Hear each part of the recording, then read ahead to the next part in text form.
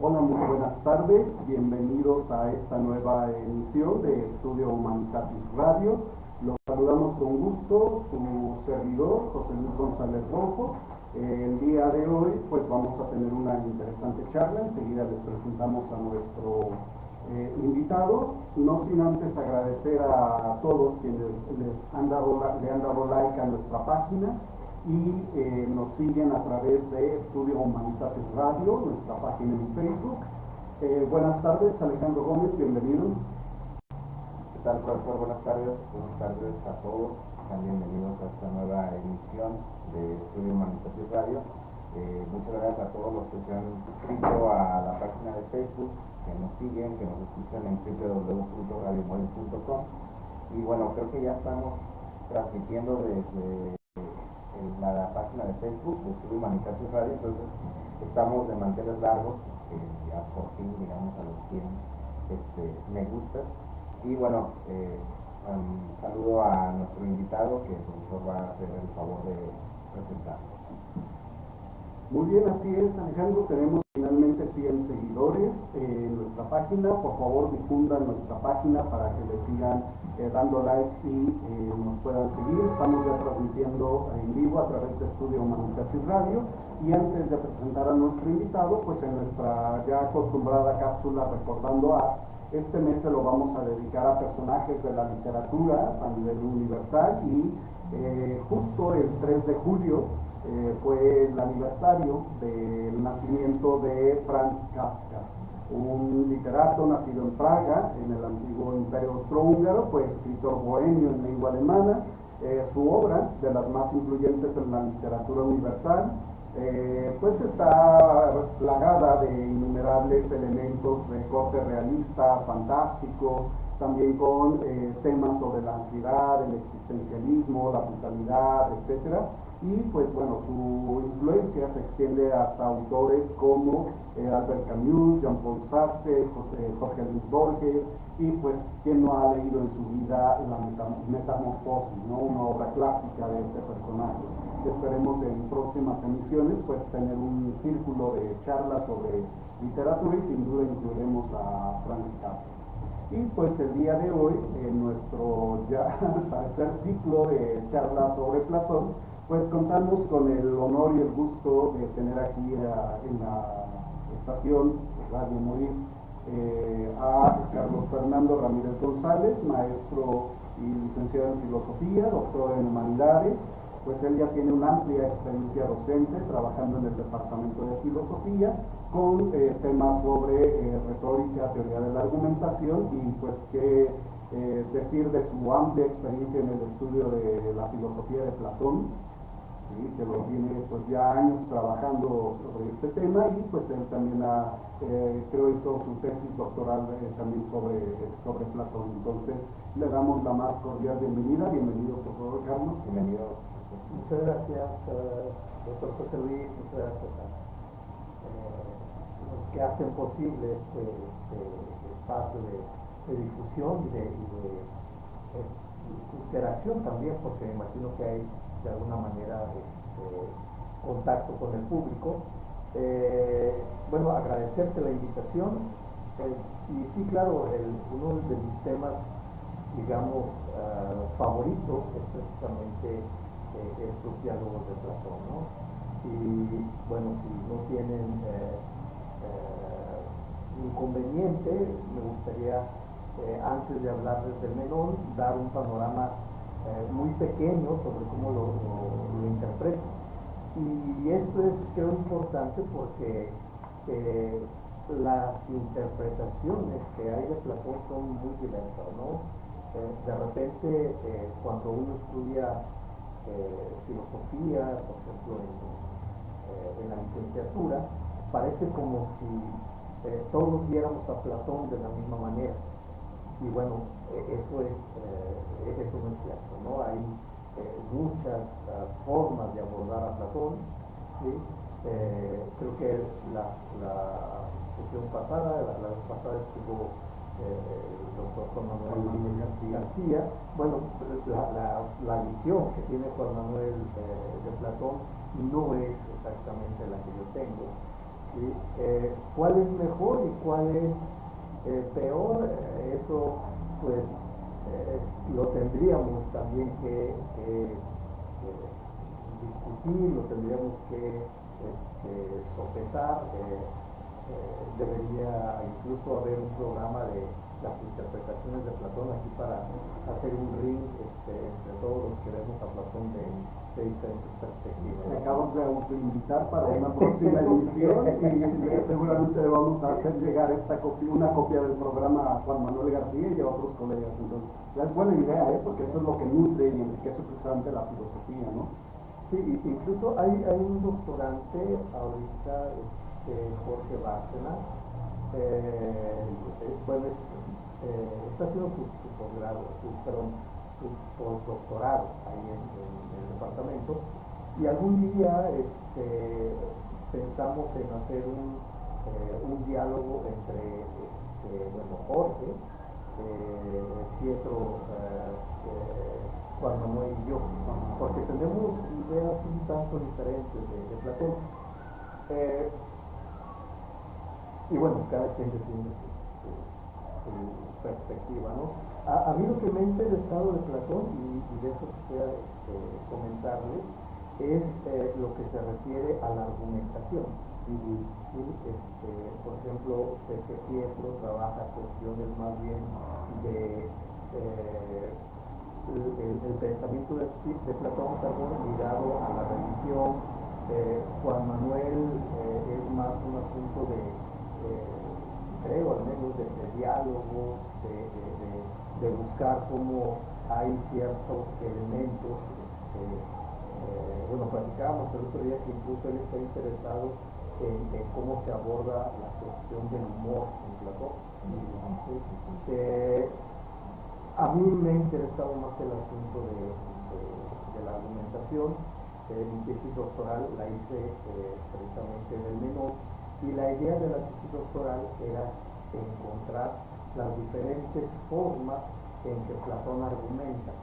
Y para eso lo que hice fue fijarme en el tipo de diálogo que tiene Platón.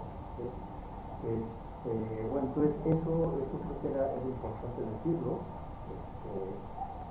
No hay una sola interpretación de Platón.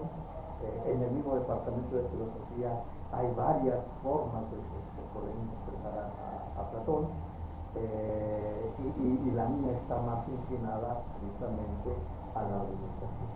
Muy bien, pero si hay argumentaciones porque se está respondiendo a un problema, no a una pregunta, es decir, se defiende una tesis, pero ¿cuál es la pregunta de la que parte de una pregunta el diálogo?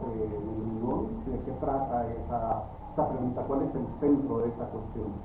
Ok, bueno, otra vez, interpretación de Platón. Me parece que es defendible lo que voy a decir, pero igual, alguien podría interpretar al Menón de una manera diferente, ¿no?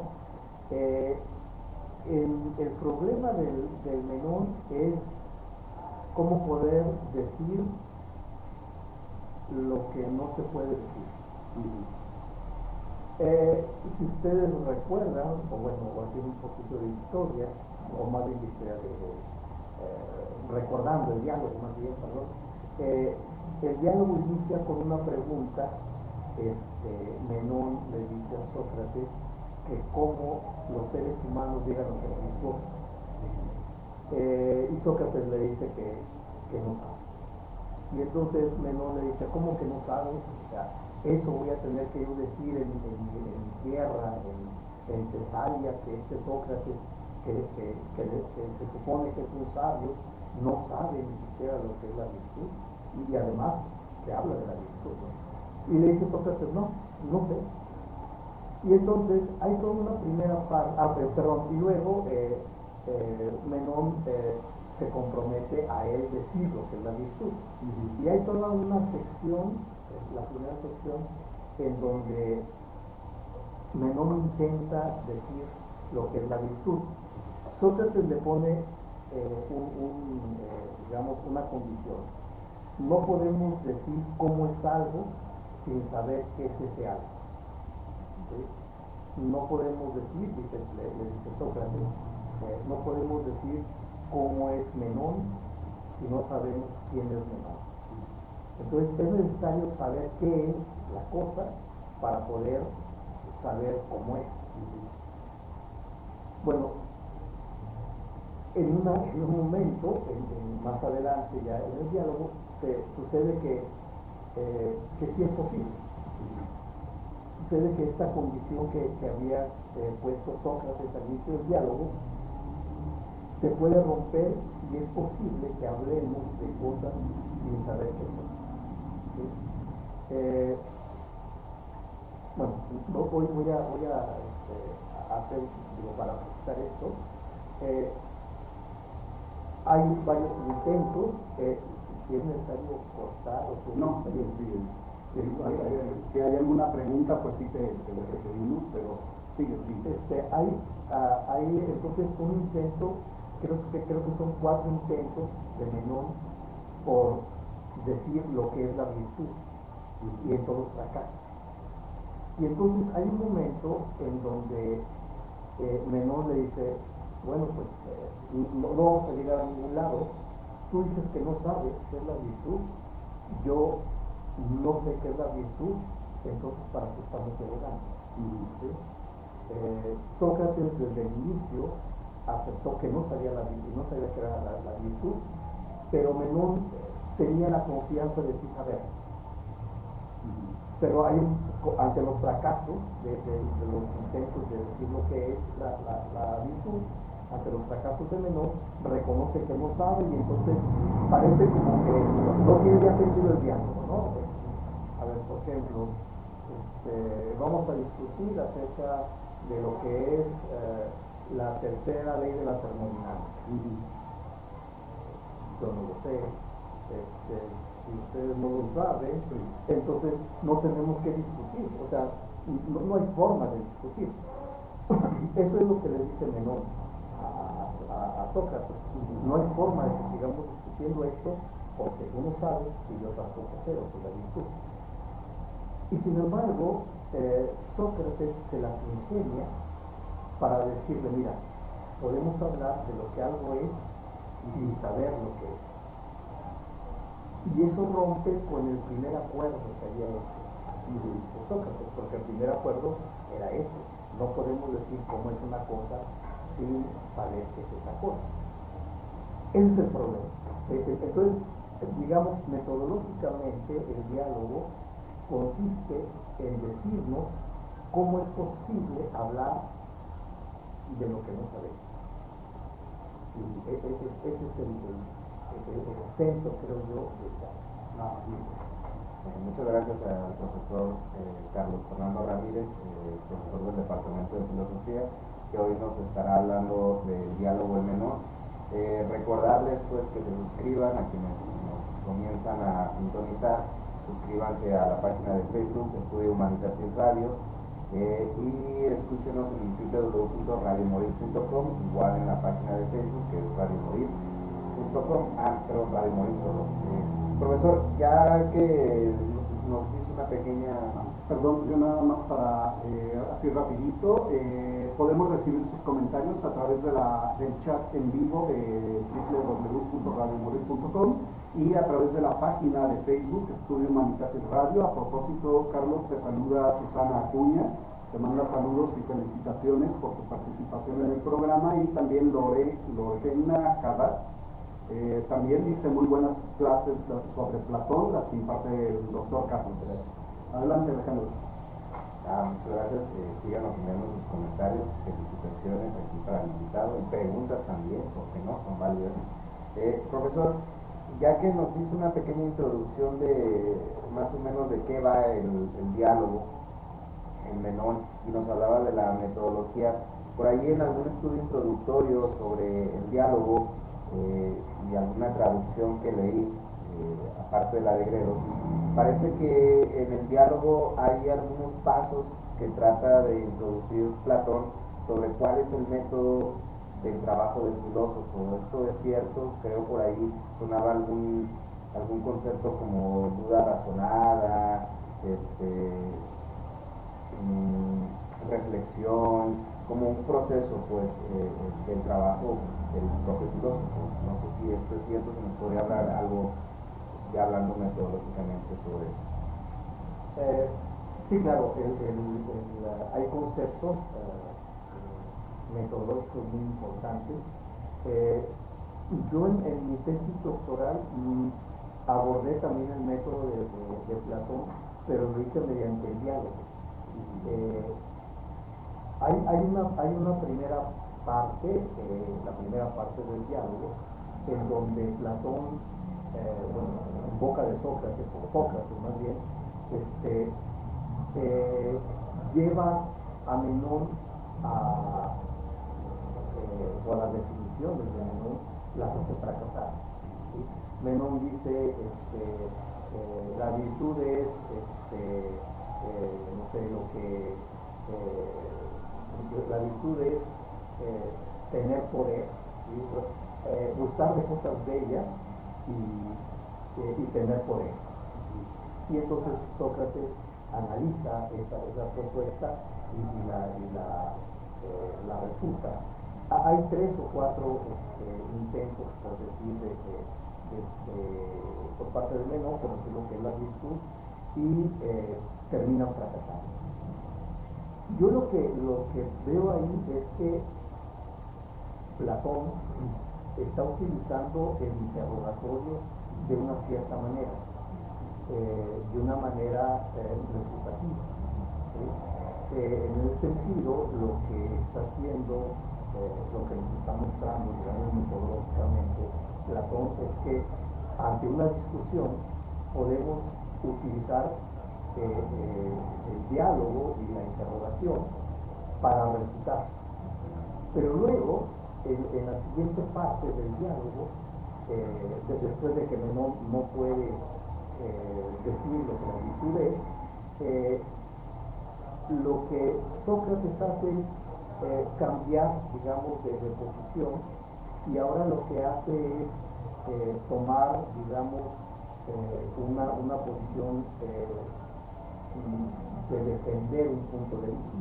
¿Sí? En la primera parte atacó los puntos de vista de Menón, los refutó, y en la segunda parte el mismo Sócrates propone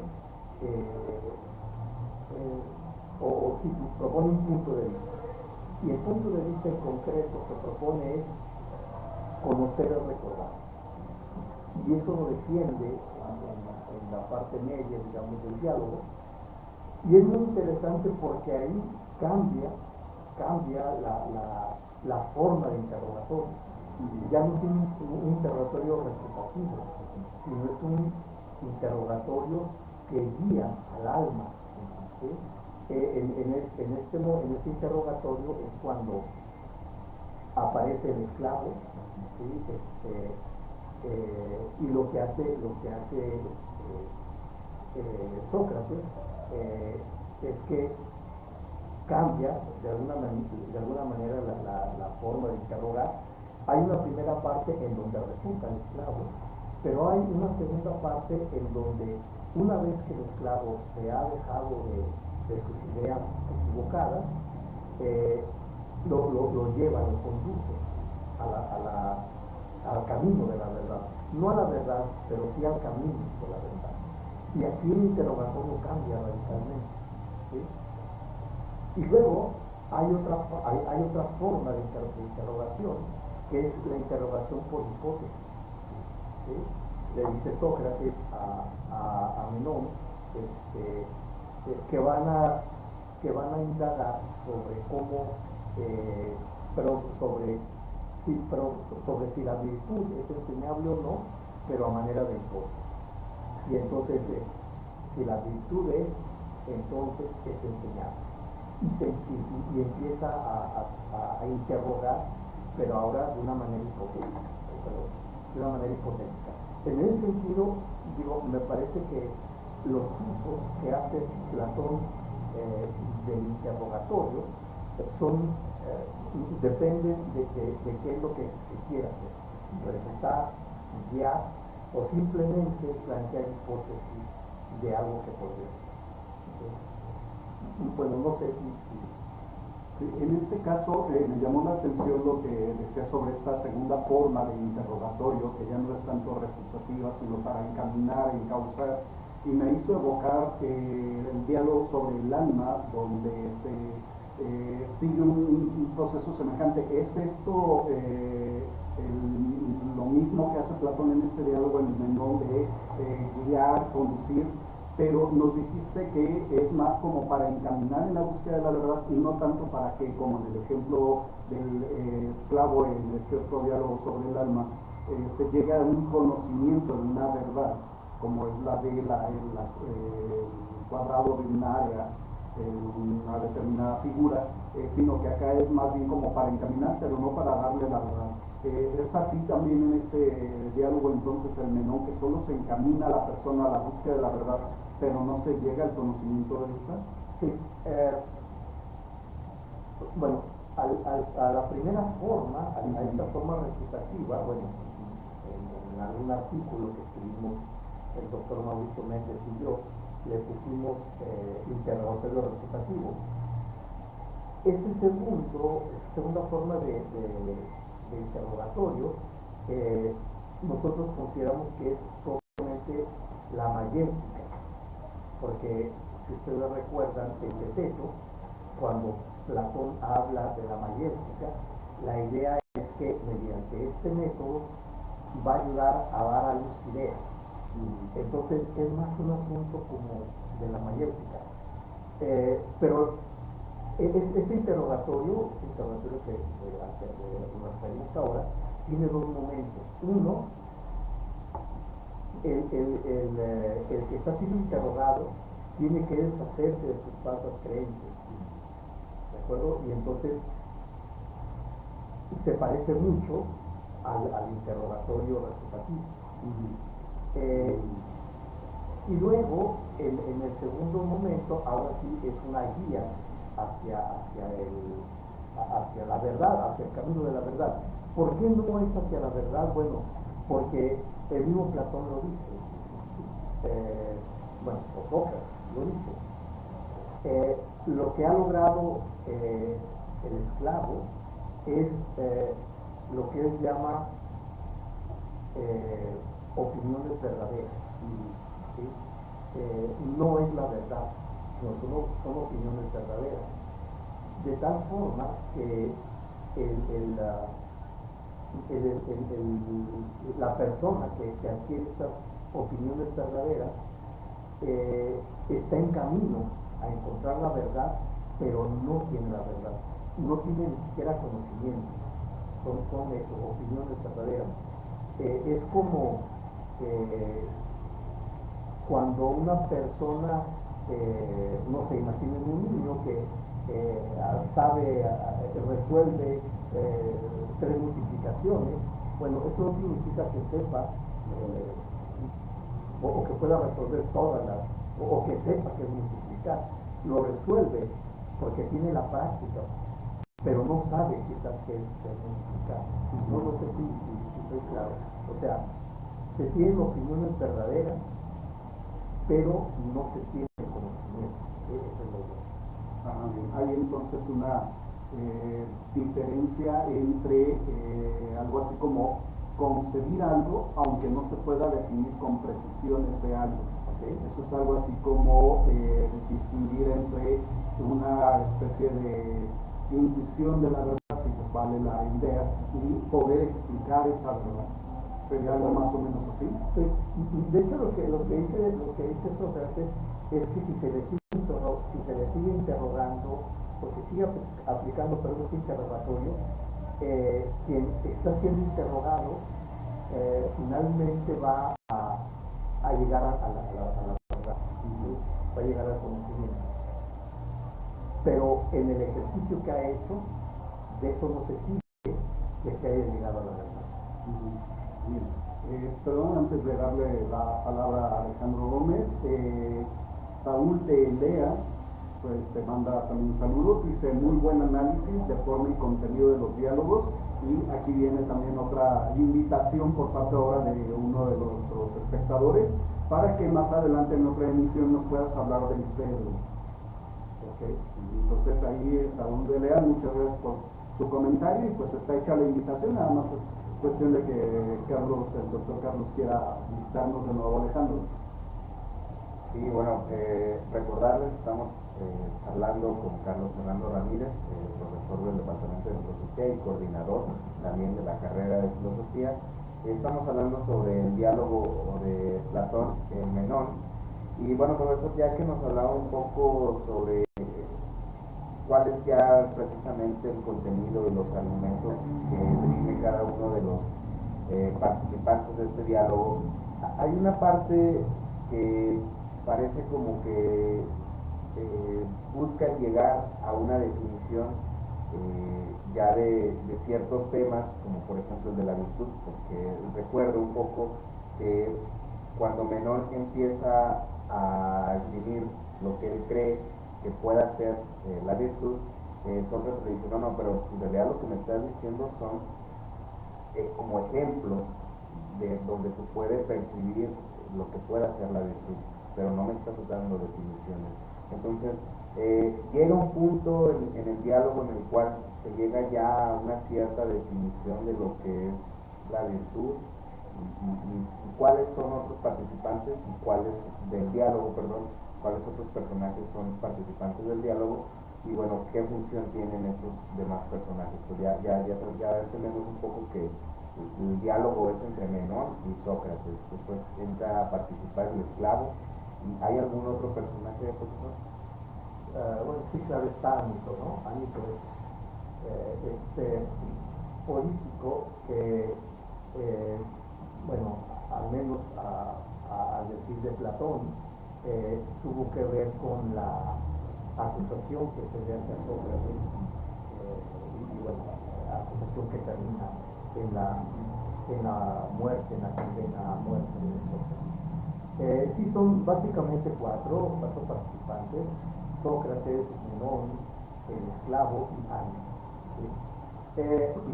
Hay una cosa que me parece interesante que has señalado, eh, y creo que es importante precisarlo. Eh,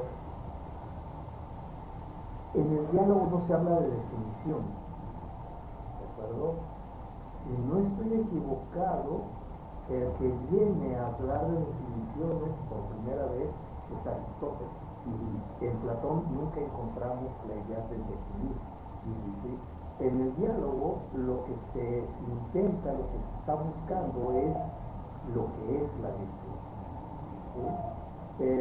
Y esto, digo, aunque puede parecer una mera cuestión formal, creo que es importante porque la carga ontológica todavía es muy fuerte en Platón. ¿Sí? Aristóteles como que ya logra, de hecho Aristóteles, si recuerdan, tiene este capítulo de la metafísica, o esta parte, creo que es el libro cuarto de la metafísica, en donde habla de los diferentes sentidos del ser, y ahí como que Aristóteles empieza como a separar ontología, epistemología y lógica, etcétera. Pero Platón está pensando en una cuestión muy ontológica todavía. ¿Sí? Bueno, el asunto, digo, ya que también lo has planteado, es más o menos así. No sabemos lo que es la virtud. ¿Sí? Esa es, digamos, una de las conclusiones importantes del diálogo. Sócrates ni Menón sabe lo que es la virtud. Y entonces surge la pregunta que les comentaba, o que les decía hace rato, pregunta que hace Menón, ¿no? ¿Qué sentido tiene seguir hablando si no sabemos lo que es la virtud? Si Sócrates no sabe lo que es la virtud, si Menón no sabe qué es la virtud, ¿qué sentido tiene hablar de la virtud? Perdón, y es precisamente cuando entra eh, este nuevo interrogatorio hipotético. Bueno, no sabemos qué es la virtud, pero bueno, vamos haciendo las hipótesis. Si la virtud es conocimiento, entonces es enseñable. Y si es enseñable, entonces hay maestros y alumnos. Vamos buscando quiénes son los maestros de la virtud. y se ponen a buscar quiénes son los maestros de la virtud, y pues sucede que no hay maestros de la virtud, ¿sí? Entonces, parece algo muy, muy raro, porque entonces no tiene entonces mucho sentido hablar de la virtud.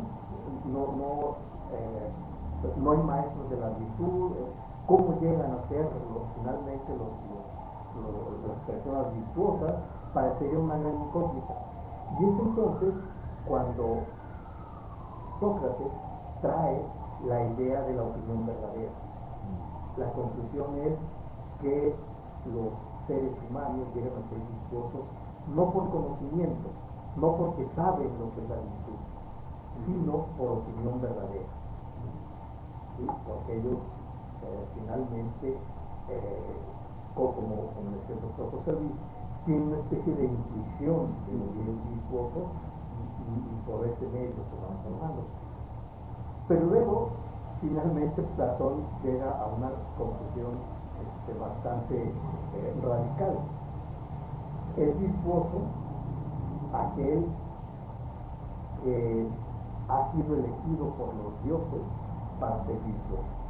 A final de cuentas, la virtud es un don que Dios, que los dioses, le da a ciertos hombres. Perdón, Carlos, antes de plantearte una pregunta que me vino a la mente, Marlene Aldana pregunta, ¿dónde podemos encontrar sus artículos sobre Platón que mencionaste? Supongo que este artículo con el que trabajaste con el otro colega, Mauricio, ¿dónde lo pueden encontrar o dónde lo pueden leer? En la revista Cuadripartito Rati, Cuadripartita Rati, perdón. Ah, sí, es una de las revistas del Departamento de Filosofía, es en línea, entonces la pueden encontrar así, Cuadripartita Radio. Y espero que haya quedado respondida la duda de Marlene. Yo que te quería preguntar a propósito precisamente de esta cuestión de la virtud, si se puede efectivamente tener como esta intuición, esta idea de la virtud, aunque no se pueda decir qué es. Quería preguntarte, porque por ahí lo recuerdo que apareció en el diálogo, si esta idea de la virtud se asocia entonces a la idea del bien que se debe buscar, se busca lo virtuoso porque es bueno.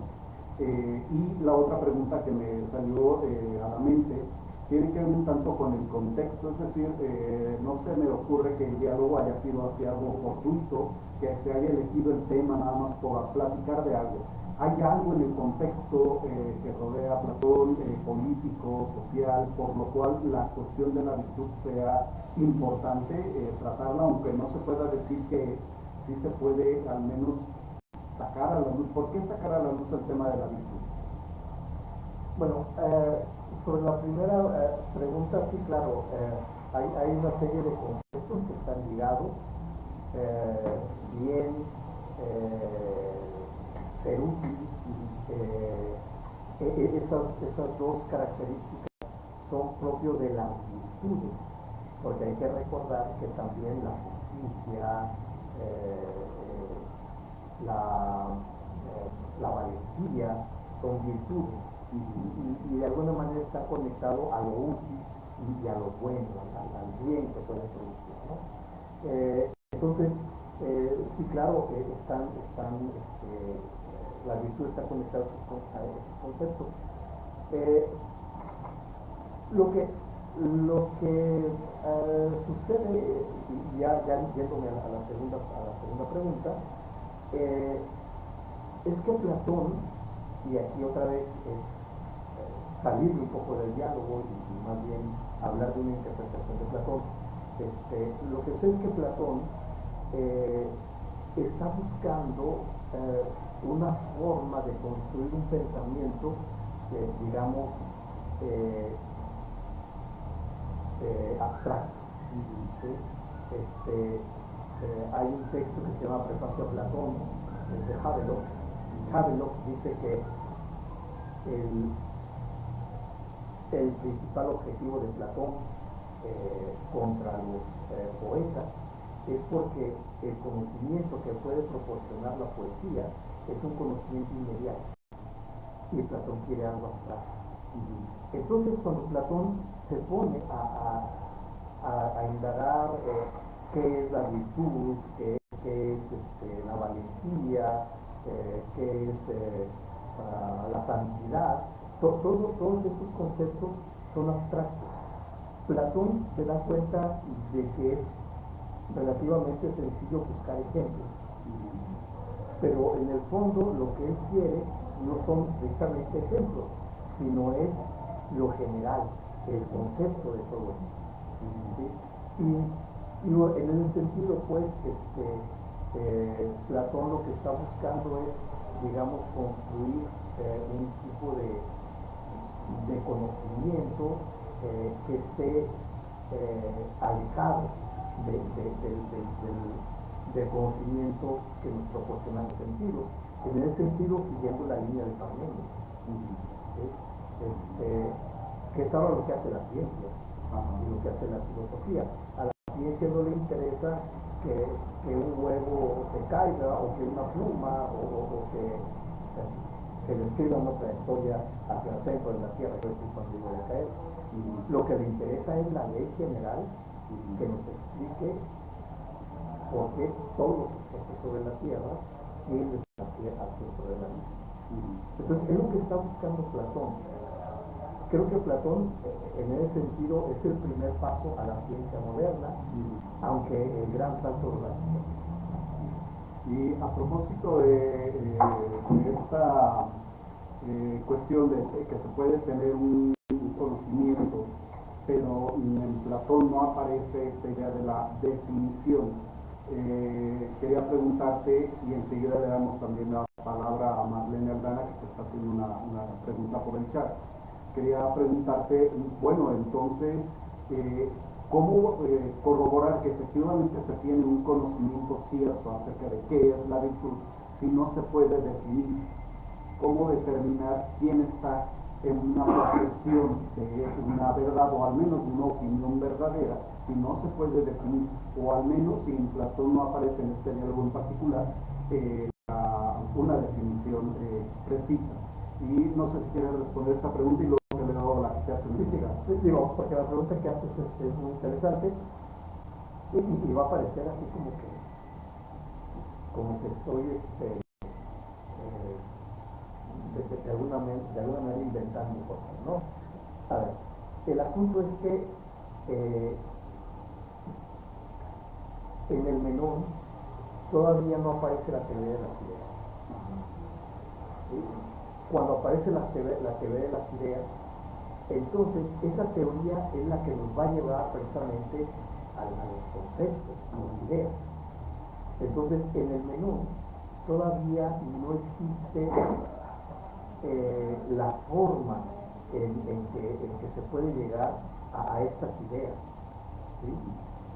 Por ejemplo, ya en la República, en el Fedro, en el Fedón, ahí sí hay una forma, ahí está la dialéctica, ¿sí? Y esa dialéctica nos lleva a las ideas. ¿Sí? Diríamos que bajo el Menón, la virtud solamente la podemos concebir como opiniones verdaderas, pero ya en el periodo de madurez, o en el Fedro, en el Fedón, en la República, la virtud es una idea, y al ser una idea ya es cognoscible. Entonces el Menón es un diálogo de juventud. Es un diálogo de transición. De transición. Bien. Te hace una pregunta en el chat, Marlene Aldana pregunta, ¿por qué en el Menón se escoge que la geometría sea el conocimiento a recordar? Bueno, es buena la pregunta. Quizá digo, podríamos contestar dándole ciertas concesiones a Platón, y digamos que pedagógicamente es la forma más clara en la que se puede exponer este asunto de cómo se construye el conocimiento. Digamos que esa sería una lectura bondadosa. Otra, menos bondadosa, es que todos los filósofos, cuando se enfrentan a problemas en su pensamiento, recurren o a la matemática, o a la lógica, o a Dios. Entonces, es fácil construir ciertas hipótesis, construir incluso ciertos planteamientos, tomando a la matemática, a la lógica y a Dios. Entonces pueden ser estas dos respuestas. Una, digo, bondadosa, es la forma más pedagógica de poder plantear este asunto de la construcción, de cómo se llega a las opiniones verdaderas. Y la otra sería, pues, que fue, no, bueno, claro, quizá la más pedagógica, pero también una especie de trampa de Platón de tomar, digamos, el ejemplo ad hoc para poder hacer, para exponer, pues, esa cuestión. Bien, Alejandro. Bueno, profesor, muchas gracias por toda esta explicación. Profesor, una pregunta ya que nos explicó un poco el contenido, la metodología, qué función tiene o cómo va estructurado el diálogo. ¿Usted qué nos puede decir de la importancia de este diálogo? ¿Por qué leer el Menón? ¿Por qué nuestros radioescuchas, si usted les pudiera recomendar el Menón, por qué tendrían que leerlo? ¿O qué lugar para usted tiene dentro de la obra de Platón? Bueno, para mí el Menón es el diálogo más metodológico, ¿sí? Ahí aparecen las diferentes formas de interrogatorio que va a utilizar Platón en sus diálogos, ¿sí? Y me parece que reconocer estas diferencias en los interrogatorios es también reconocer diferencias en los objetivos que a veces nosotros tenemos en las investigaciones, ¿sí? Alguien que quiera hacer investigación, quizá lo primero que tenga que hacer es refutar lo que los otros dicen y luego plantear de manera pedagógica hacia dónde quiere ir. Y luego, si no hay como mucho fundamento todavía en lo que está haciendo, pues plantear hipótesis. Entonces me parece a mí que el diálogo del Menón, para mí, al menos metodológicamente, es el más importante. El diálogo cierra, si mal no recuerdo, con una última intervención de Sócrates en la que dice que, bueno, la virtud es dada por los dioses. Eso nos hace pensar, bueno, aunque ya no es tanto en sí por la argumentación, sino más bien por la forma de Platón vivió y el tiempo en el que vivió, me hace pensar eso, que Platón es un autor creyente en los dioses o lo hace como para cortar la discusión ante la imposibilidad, al menos en ese diálogo en particular, de llegar a una idea cabal de qué es la virtud. Yo creo que las dos cosas. Platón cree en los dioses, pero no a la manera de la religión pública. En el Timeo, por ejemplo, nos dice que hay un primer Dios y que ese Dios va a generar toda la realidad, incluso va a generar a los dioses del panteón griego, a Zeus, a Hera. Entonces, sí, digo, Platón no tenía muchos problemas con la creencia en dioses, ¿sí? Pero también es una forma de decirnos que si no tenemos una definición de lo que es la virtud o de lo que es la piedad o de lo que es la justicia, si no tenemos una definición no podemos llegar al conocimiento de ellas. ¿Cuándo podemos llegar al conocimiento de ellas? Bueno, cuando se pueda decir lo que son, y solamente se puede decir lo que son cuando en la siguiente etapa de Platón aparecen estos ya como ideas, la idea de la virtud, la idea de la justicia, la idea de la riqueza, y entonces se puede hablar ya ahí sí de conocimiento, y entonces sí podemos construir una ciencia de la verdad. Bien, excelente. Muchas gracias. Tener otra pregunta que nos hacen aquí en el chat. Saúl de Lea, que ya también había intervenido. A propósito, él decía que eres el mejor profesor que has tenido. Y pregunta si se puede considerar la mayéutica. Ay, perdón, permíteme, salió otro comentario que enseguida te voy a leer. Nada más un minutito. Dice, todo tipo de interrogatorio se puede considerar mayéutica al ser el método de este diálogo.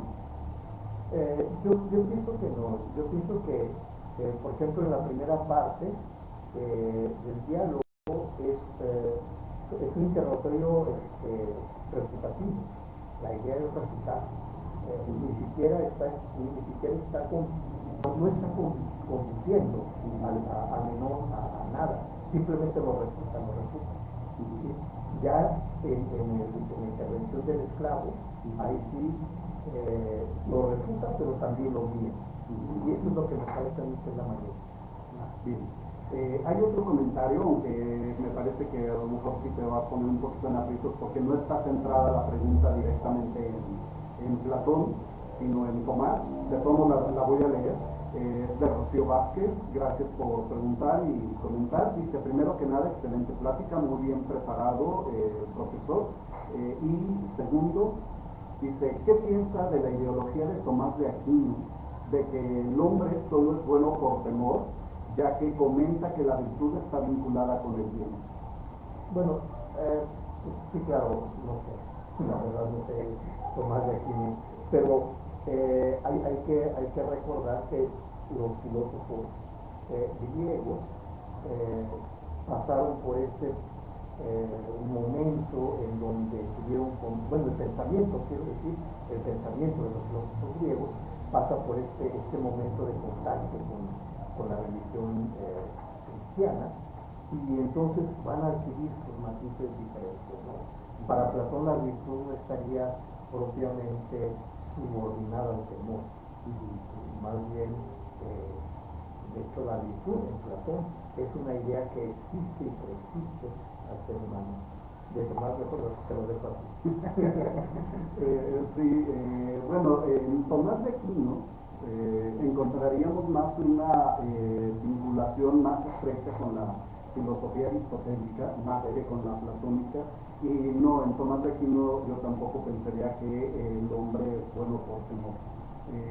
Tal vez la pregunta de la relación de la concepción platónica habría que hacerla a tenor del pensamiento de Anselmo de Canterbury, por ejemplo, tal vez un poquito más sobre Agustín, con relación a Agustín, porque San Agustín está más cercano al contexto de la filosofía platónica, tal vez más neoplatonismo que platonismo como tal, en el caso de San Agustín, y tal vez también habría que buscar alguna especie como de reminiscencia del pensamiento platónico en autores franciscanos como Buenaventura, que es un poquito más místico, más cercano al platonismo en ese sentido, y ahí a lo mejor sí podríamos comentar la vinculación de la idea platónica del bien con la concepción que tienen estos autores cristianos. Pero en general, no, el cristianismo no postularía o no plantearía la idea desde una doctrina cristiana que el hombre es bueno por temor, sino que el hombre por naturaleza y por ser criatura de Dios, pues es bueno, pero por el libre arbitrio pues comete el mal o tiende a actuar mal, pero no se busca el bien por temor, que sería también una interesante charla. Estamos ya casi al cierre de nuestro programa. Carlos, Alejandro, no sé si tenga alguna otra pregunta o comentario para nuestro invitado. No, ninguna otra. La verdad es que, profesor, muchas gracias por esta explicación y esta pequeña introducción al diálogo para que nuestros radioescuchas, pues bueno, se interesen un poco más. Ya hay carnita de donde puedan sacarle al diálogo un acercamiento. Bueno, nada más que agradecerle al profesor Carlos Ramírez por aceptar la invitación. Y bueno, hay una invitación abierta para esas tres concepciones, al menos en el departamento de filosofía, de la interpretación de los diálogos platónicos. Y bueno, muchas gracias, profesor, muchas gracias a todos. Bien, ya nada más casi ya para cerrar nuestro programa, pues igual reiterar el agradecimiento a Carlos por aceptar la invitación y nada más así rapidito en 1 o 2 minutitos, aparte claro de acercarse a la obra de Platón en sí misma, si nos puede recomendar alguna lectura como para acompañar la lectura de Platón, algún comentarista o alguno de los textos que tú hayas publicado que le pudiera servir a nuestros radioescuchas para guiarse en la lectura de la obra platónica y de este diálogo en particular.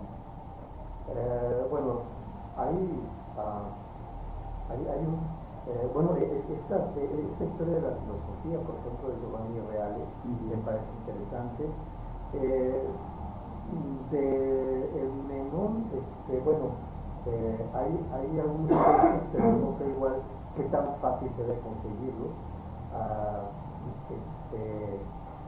Hay uno de Dominic Scott que se llama Menón. Hay otro de un autor que se llama el monje que pedía Klein, también sobre Menón, pero son diálogos que están en inglés y es complicado, pero Giovanni Reale y la historia de la filosofía también de Ludwig son muy buenos para introducir el pensamiento de Platón en general. Muy bien, pues muchas gracias, Carlos, de nuevo. Gracias a todos quienes nos escucharon a través de www.radiomorir.com. Gracias también a quienes estuvieron escuchando y viendo el programa a través de Studia Humanitatis Radio, a través de Facebook. Pues prácticamente vamos a cerrar hasta aquí nuestro programa, no sin antes invitar de nuevo a Carlos, aunque ya se autoinvitó hace rato para hablar sobre otros diálogos de Platón, pero pues esta será tu casa de ahora en adelante, Carlos, serás bienvenido. Y pues agradecer a todo el público que nos escucha, síganos a través de nuestra página en Estudio Humanitatis Radio. Este fue el